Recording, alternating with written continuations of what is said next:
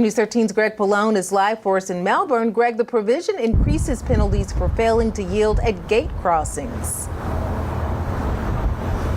Yeah, Tammy, Greg, it also cracks down on providing enough clearance at these crossings where the trains come through. Many crossings here in Melbourne apply to that. Now, penalties that apply both to drivers and pedestrians, much needed in the wake of 2 deadly crashes, killing 3 at the same Melbourne crossing one day apart back in January, and 3 more fatal pedestrian incidents where people ignored the crossing arms.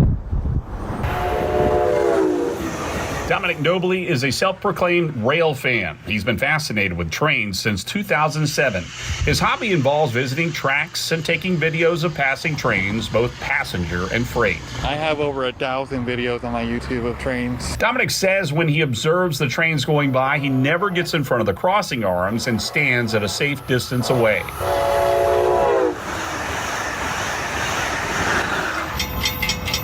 But being so close so often, he's witnessed some dangerous driving. Watch his video as a car speeds through the crossing, hitting the rail arm and smashing the windshield. Back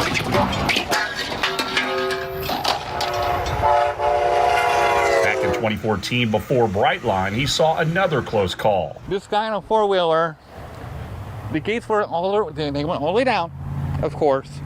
This guy on a 4-wheeler comes up across the tracks about 3 seconds away from the train hitting. Don't even think about it. Then there's his video of a bicyclist turning back after Dominic warned him. But this pedestrian jogged over the tracks with the gates down. What's wrong with these people? But now that HB 1301 is becoming law, first offense violators like these can face penalties like $500 fines, 25 hours of community service, and 6 points on an offender's driver's license. The second offense calls for a $1,000 fine and 6 more points. The Florida Rail Alliance says the goal is to encourage people to think twice around active railroad tracks. Back in January, 3 people were killed in back-to-back crashes at the W.T. Jackson Street crossing in Melbourne, where drivers tried to beat the Brightline train. The company has since installed red light cameras there. And since Brightline began running, 3 pedestrians have been struck and killed in Melbourne. In each case, they walked past the crossing arms. Dominic says he'll continue his videos and educational outreach. Stop and just wait.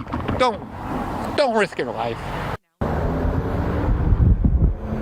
As train incidents are first investigated by the local jurisdictions where they happen along the tracks, they too will be responsible for enforcing infractions along active railroad tracks. Live in Melbourne, Greg Pallone, Spectrum News 13.